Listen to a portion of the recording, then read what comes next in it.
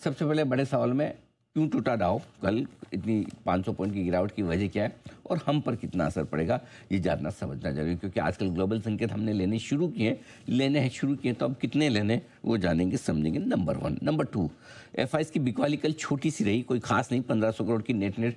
तो फिर इतना फिसले क्यों ऊपरी स्रोत से हम गिरकर जो बंद हुए, उसका कारण क्या? बार बार लाइफ हाई के पास पहुंचकर बाजार की तेजी पर ब्रेक क्यों लगता है?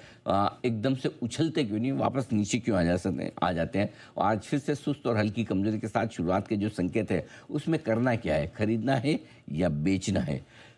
साथ ही कल की गिरावट के बाद जो ऊपर से नीचे आए, अब बड़ा सवाल यह है कि मजबूत सपोर्ट कहाँ है, और ये मजबूत सपोर्ट भी हम आपको बताएंगे। और साथ ही मुनाफा वसूली के लिए बेस्ट रेंज क्या है और बड़े ट्रिगर कैसा असर, वो तो आपके लिए हो गई। किन बड़े ट्रिगर्स पर बाजार आज और आने वाले 1-2 दिनों में ट्रेड करने वाले हैं, वो भी आपके लिए तैयार है। बिल्कुल, ये नया एलिमेंट है जो हमने सोमवार से ही जोड़ा है, थोड़ी देर में आपके सामने पेश करेंगे। लेकिन सर मुझे ये बताइए कि यूएस मार्केट्स डाउ टूटा क्यों? कुछ तो ऐसा बदला नहीं वहां के मार्केट में? कुछ भी नहीं, कि लगातार 5 दिनों से अच्छी तेजी थी। पिछले हफ्ते 4 के 4 ट्रेडिंग सेशन वो मजबूत रहे। उससे पहले शुक्रवार से मजबूती चल रही थी। एक दिन गुरुवार की छुट्टी उन्होंने कर ली, शुक्रवार को हाफ डे कर लिया। मैं बार बार इसलिए बताता हूँ कि मुझे वो उससे मेरा दुख दर्द थोड़ा सा कम होता है।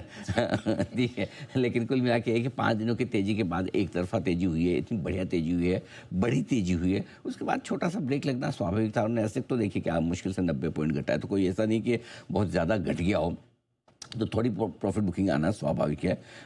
लेकिन हाँ, अगर ट्रिगर और ढूंढने जाएंगे तो आपको ऐसा ट्रिगर मिलेगा नेहा जो आप सोचेंगे अरे इस वजह से भी डाउ गिरता है क्या। और एक्चुअली कल गिरे अमेरिकी बाजार उसी वजह से, वो है बिटकॉइन की कमजोरी। कल 6% बिटकॉइन लुढ़का है और $84,000 के आसपास पहुंच चुका है। तो बिटकॉइन की तेज गिरावट ने थोड़ा सा बाजार का सेंटीमेंट बिगाड़ा है। कैसे कि बिटकॉइन को एक रिस्की एसेट माना जाता है। आज की तारीख में अगर सबसे रिस्की एसेट कोई है दुनिया में तो बिटकॉइन एक तरह से क्रिप्टो करेंसी है। ठीक है, उसके बाद सेकंड रिस्की एसेट्स जो है वो इक्विटी को मानते हैं। तो अगर एक रिस्की एसेट्स में से अगर बिकवाली हो रही है तो फिर है ना, उसके बाद वाली रिस्की एसेट थोड़ा सा अच्छा ये भी तो रिस्की है। तो वो एक सेंटिमेंटल कनेक्ट आप ढूंढ के जाएं, और उस वजह से कल थोड़ा सा डाउन। एक्चुअली कारण यही कि 5 दिनों से एक तरफा बढ़ रहे थे, तो कहीं तो ब्रेक लगना था। वो ब्रेक लगने का कारण कुछ भी हो सकता है, वो कारण बिटकॉइन बना है। कल बात इतनी सी। नंबर 1, कल वैसे भी डाउ फीचर्स ने 250 पॉइंट कमजोर होकर संकेत तो दे दिए। जब हम बंद हुए तो करीबन 250 पॉइंट नीचे हम ट्रेड कर रहे थे डाउ फीचर्स पे, तो लग तो रहा था नीचे होने वाला है, और 250 की बजाय आप बंद हुए करीबन 450 पॉइंट के आसपास। तो ठीक है, थोड़ा सा कोई खास असर हम पर पड़ेगा नहीं, क्योंकि हमें अगर यही 100-200 ऊपर होते और 400-500 गिर जाते तो फिर ऐसा लगता अरे ये तो अंदाजा ही नहीं था, इतना कैसे गिर गए हम। तो मेरे ख्याल से ये ठीक है, कोई ऐसा खास बड़ा असर हम पर, और इसीलिए आप देखिए ना गिफ्ट निफ्टी रिएक्शन भी नहीं दे रहा अमेरिका की कमजोरी पे। तो कुछ हद तक हम कमजोरी बचा चुके हैं। ठीक है, तो ये एक शॉकर नहीं है, लेकिन क्या आपके लिए ट्रिगर्स में बड़ा शॉकर हो सकता है? अगर ये जानना चाहते हैं तो बने रहिए, क्योंकि अब वक्त हो रहा है बड़े ट्रिगर कैसा असर का।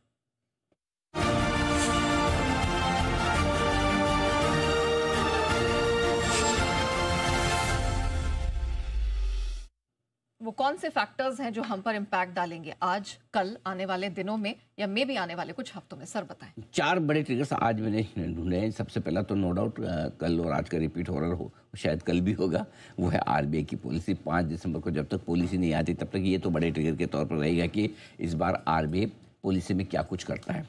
ठीक है, तो ये एक क्लियर कट है, नंबर 1। नंबर 2, लाइफ टाइम लो पर रुपया पहुंचता हुआ दिखा है। ये दूसरा ट्रिगर है। करेंसी की कमजोरी ने कल थोड़ा सा बाजार का सेंटीमेंट कमजोर किया है हमारा।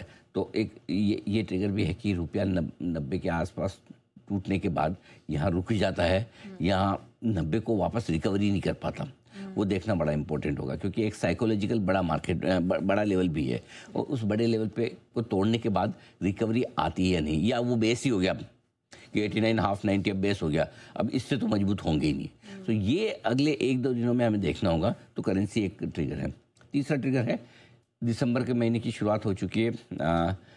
इस महीने करीबन 30,000 करोड़ रुपए के आईपीओ आने की तैयारी में। 25 आईपीओ लाइंड अप है। आज के तो 2 आईपीओ के इंटरव्यू आज ही कर रहा हूँ मैं, मतलब ऑन एन एवरेज हर दिन एक आईपीओ। हाँ, आज एक विद्या और दूसरा मीशो, 2 बड़े मैनेजमेंट हमारे साथ 10 से 11 के बीच में, जिनके आईपीओ तो आज 3 आईपीओ आज खुल रहे हैं। एक्वेस और दो और हैं, तीन, ये तीनों खुल रहे हैं। सो आईपीओ की बाहर है, आईसीआईसीआई प्रूडेंशियल म्यूचुअल फंड का आईपीओ आ रहा है, बहुत सारी कंपनियां, सोलर वाली 2-3 कंपनियां हैं जो बड़े बड़े आईपीओ ला रही है, एक एआई वाली कंपनी आईपीओ लेकर आ रही है। सो ढेर सारी कंपनियां जिनके आईपीओ आ रहे हैं। तो आईपीओ मार्केट इसलिए बड़ा असर डालेगा क्योंकि बहुत सारा पैसा आईपीओ मार्केट में भी निकल कर जाता है। अब 30,000 करोड़ का पूरा हम नहीं देंगे, थोड़ा एफआई देंगे, लेकिन जो भी हो प्राइमरी मार्केट में पैसा तो निकलता है, थोड़ा असर तो सेकेंडरी मार्केट पर पड़ता है। और चौथा और आखिरी जो है 4 और 5 तारीख को पुतिन साहब आ रहे हैं भारत के दौरे पे, तब तक उससे पहले थोड़े डिफेंस शेयर में मजबूती का माहौल है, मुझे लगता है थोड़ा बना रहेगा। ठीक है, ये तो रहे बड़े ट्रिगर्स, लेकिन अब डेटा को भी समझना